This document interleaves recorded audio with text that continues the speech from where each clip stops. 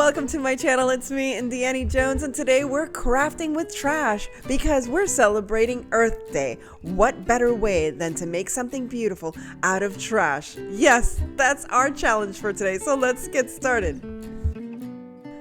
Today I have a very special collaboration with my sweet friend Liz, the official craft nerd. Both of us love shabby chic, feminine ideas, so let's see what we can make out of our trash. I've had this cute little Sama and Libby shoebox around my house for the last couple of months because look at this box. How could anybody throw away this box? Now, I have to tell you that my kitty cats chewed at the edges of this box. Do your cats chew? Are they teething? What is happening with my cats eating my boxes? Anyway, I'm going to start with this wonderful box because it just had a perfect opening to create something fabulous and fun. So I hope you like the idea I came up with. Now, Luna is here to make sure that I'm cutting all my edges nice and straight. First thing I did was took some styrofoam, and that is going to serve as my floor for this box. And of course, Guru had to come in, check and make sure that she liked the paper that I chose for this craft. There's little Luna saying hi to the camera. Hi Luna, hi Kudu. So I'm taking this floor, and of course I'm going to be covering it with some scrap paper. And you know how I love the checkerboard scrap paper for a floor. But I wanted to get started with my walls first, and one of the tricks that I use is using a clear plastic plate to be able to match up the color of the scrap paper to some paint. I wanted to do a dual, do you know what I'm saying? Do you know what I'm saying? Probably not. But you know when you have like wallpaper on the top of the wall and just plain on the bottom? That's what I'm trying to do. So I wanted to match that paper. Do you have any idea what I'm trying to create here? I'm thinking it's going to be a miniature, but a miniature what? Is it going to be a flower shop? Is it going to be a bakery? Is it going to be a hat shop? What kind of little shop am I going to create with this little shoebox? Maybe it's a shoe shop. That would make sense. That would make absolute sense. That would be so cute. Oh, I'm not going to give away what I'm making as of yet. But now what I did was I used the letting the Mod Podge dry and then ironing the paper onto the dry Mod Podge. I love this technique. I get rid of any kind of wrinkles that might happen. It's the best. I love it, love it, love it. So here I'm adding the top wallpaper, and all it is some scrapbook paper. And I had this trim. This is, how can I say, dollhouse trim. It's this beautiful, white wood. It's perfect for this little craft. And there's little Luna. She's trying to get my attention. She's so cute. And I hope you don't mind my cats joining me with my crafts lately. They're my little companions. They're with me all the time. I can't help it. Once the wallpaper has been added, now I am adding the trim, the white trim. I do want this to have a very chic kind of look to it, and I just love this mint green and black. And there's little Kudu who's trying to sneak in, and all I'm doing is just adding some hot glue and a little bit of E6000. I think that's the best way. You can also use wood glue if you'd like, but I thought for speeds this was the best way to go for this trim. Now I'm finishing up that styrofoam floor. All I'm doing is adding that checkerboard. I love checkerboard. It's just so vintage. So I'm thinking this is like, a shop in the 1960s or 50s. And I love the black and white tile look for a vintage shop. Now I just wanted to make sure that I had all of my edges painted. So just in case if it reflects or anything, I like to paint the inside of that archway. You'll see it works out very nicely in the end. Next, I want to cover up the shoebox from the outside with some more scrapbook paper. And I'm just using some plain scrapbook paper, but I do create a very special facade for the front of this little shop. Now, you can do whatever you'd like. I even thought newspaper print would look cool or any kind of vintage look, but I thought maybe I would create more little shops so these might just join next to each other, so you might never ever see the sides of these boxes. Once again, I'm using the dry Mod Podge and ironing technique using my little HTV Ront Mini iron or mini heat press. I love this. This is such a great technique, and I'm going to use it as many times as I want because it just eliminates any cause for wrinkles, and it's just so much easier. At least it is for me. Now, before I start working on the facade or the front part of this shop, I wanted to make sure I created some trim. So here I'm using my foam clay. I love the foam clay because there is no chance for cracking. And again, it's just so much easier to use, and it's very lightweight.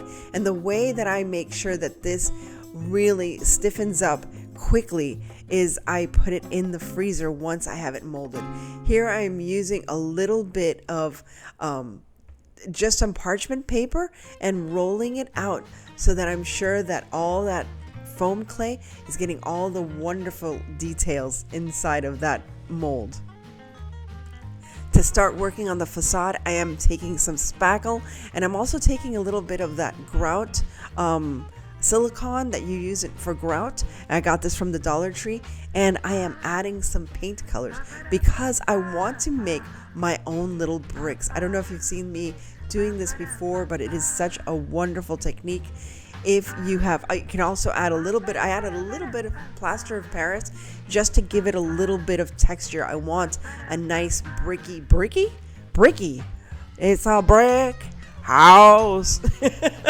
Yes, it's gonna be a brick house. So I have this wonderful stencil in my stencil stash, and I think it's perfect to create a brick house facade for my little vintage shop.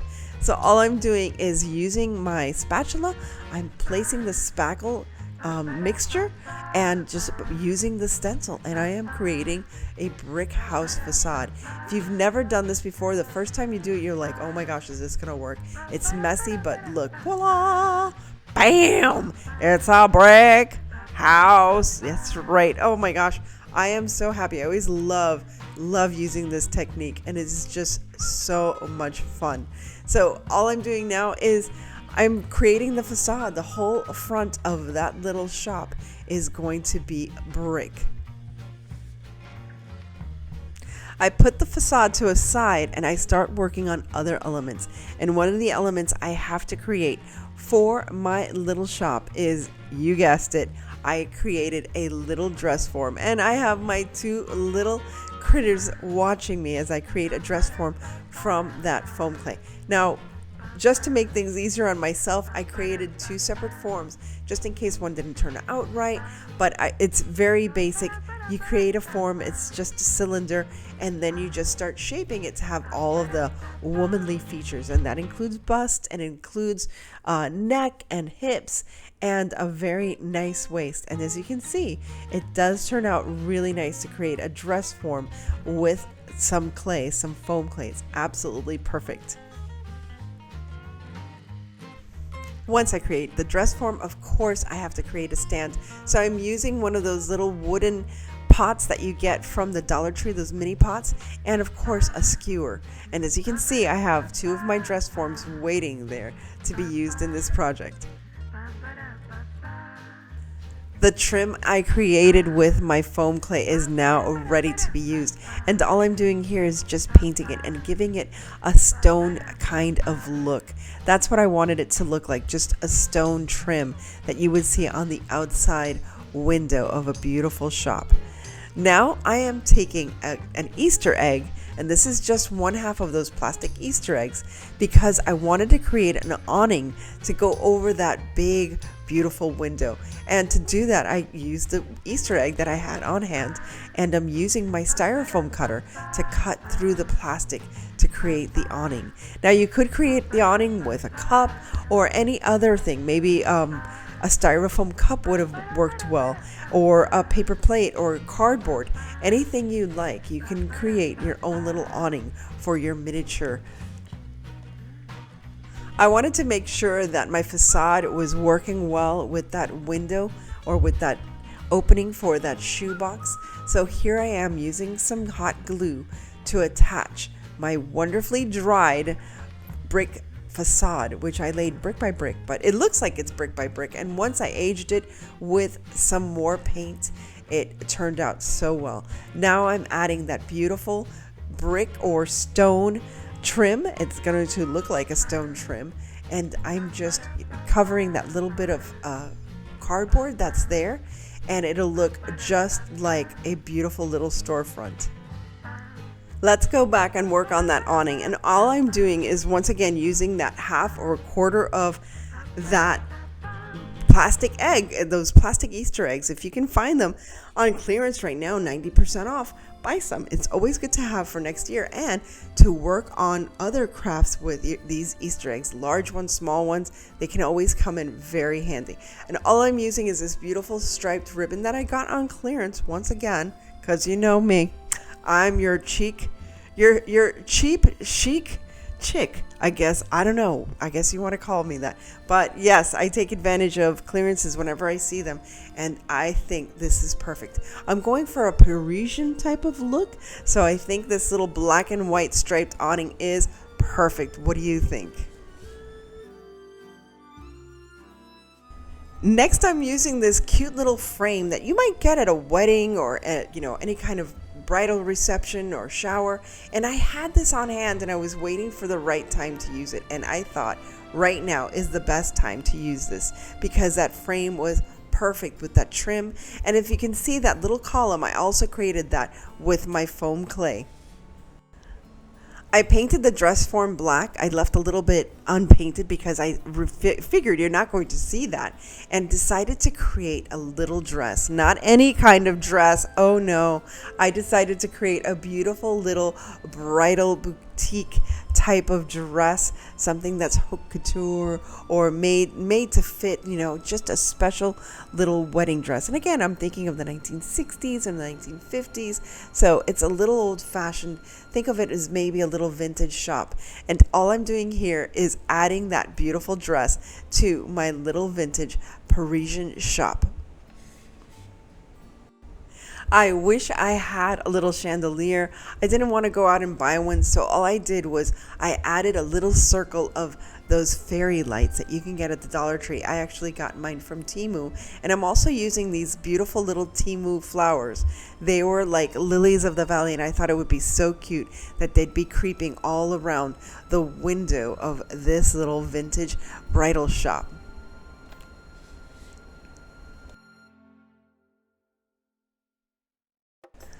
I see a cat sleeping on the job. Come on, little girl, it's time to continue with our next trash to treasure. Literally, trash that was going to be just thrown out into the garbage, I saved to use for this next craft.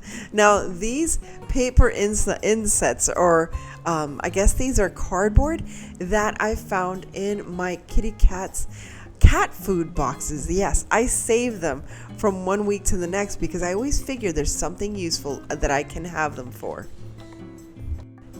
And I think just from this first cut, you can see what I'm planning to create. I am trying to create, I guess, a wedding favor. You can use this as a bridal shower favor, or maybe for a quinces or a sweet 16.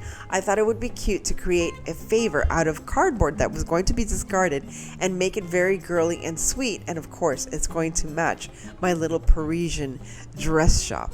So here I just created the shape of a foot, and now I'm adding a high heel. And all I did was use that very same cardboard and twirl it into a cone shape, a small cone shape, and that is going to create the heel. And all I'm doing now is just trimming off those extra edges, because you do have to cut it so that you can attach the heel to the shoe. Now I am adding the front toe part of the shoe. Now, depending on what you're going to use this shoe for, you can use this as a shower favor, as I mentioned before, and you can slip a little cookie in there, or lip gloss, or maybe some macarons, or a chocolate bar, anything you like. So think of what exactly you're going to be putting in there, and that can determine the size of your shoe or how big and wide the tip of that shoe can be. But I made it very simple, and as you can see, there's space enough for a cookie or for any kind of small little gift that you would like to give your attendees. Now, I am adding this beautiful newspaper print that I had in my stash. It was actually a paper bag that had all that wonderful vintage printing, and that is going to cover the inside sole of my foot, or my insole, I guess you would call it.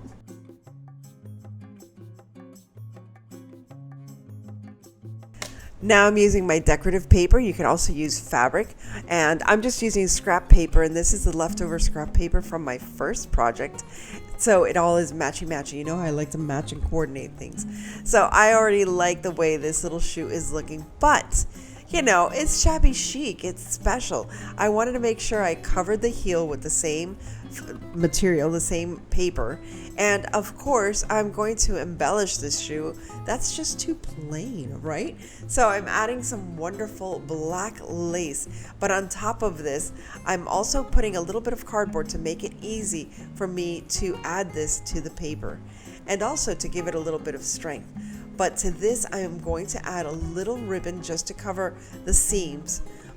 But additionally to this, I found a vintage pin that I wasn't using and decided to add that as well. Before that, I made sure to cover the edges with some trim, and this is just some very simple thin black ribbon. Here I'm adding a piece of a vintage broken pin. It's missing some rhinestones, but it's absolutely perfect for this project. Now you can use pins and other embellishments from your own stash. It could be buttons, it could be anything you like for this shoe, and it could also be items from Totally Dazzled. Now, as I said before, it was missing some rhinestones, so I'm just going to add some color coordinated pearls to finish this shoe off just right. And I think if you put this on a table for a shower or a bridal shower, a baby shower, or even acquaintances, as I said before, I think your guests would be very impressed that you made this yourself. And you can coordinate it to any color and add any kind of style that you like. This is a blast from the past. This was actually done last year for Christmas in July, but I thought it was so appropriate, as we might all have toilet paper rolls and we're wondering, well, what can we do with them other than just making napkin rings, of course. So here I decided again to stay with the feminine touch and the Parisian feel of a dress shop. I am going to create a dress form using paper towel rolls. What I'm doing here is I'm creating the top. This dress form has 3 separate parts: what you would call the bra, the waist, and of course the bottom torso, which is the hips. And it just comes in so well because all you have to do is create these little slits and bring them together with glue, and it's just like as if you were sewing fabrics, and it just creates the perfect shape for a dress form. And you can make them with as many toilet paper sheets, toilet paper rolls as you'd like. Sorry about that, I got tongue twisted there. It's very hard to say toilet paper rolls. Yes, toilet paper rolls. So all I'm doing here now is adding everything together. As you can see, I do have to create the waist and the hips from the other half of the toilet paper roll, which I cut. Again, this only takes, like, I believe just one toilet paper roll is enough for one dress form. And I did this during Christmas time because I thought, what a perfectly feminine and beautiful way to use things that you have around the house to create very different and unique Christmas ornaments. Now, to that dress form, of course, we have to embellish it. And here I'm adding this beautiful gray pink tulle. I covered the top of the dress with this beautiful pink satin, and now I'm going to add the tulle skirt bottom. Before, I have to cover the bottom of the skirt first, the bottom of the dress form. And here I'm adding that beautiful fluffy skirt, and of course embellishments, lace, ribbons, buttons, anything you like, and it just adds such a perfect touch. As I said, once again, how perfect is this to create all types of dresses for one Christmas tree, a beautiful shabby chic Christmas tree. And there you have it.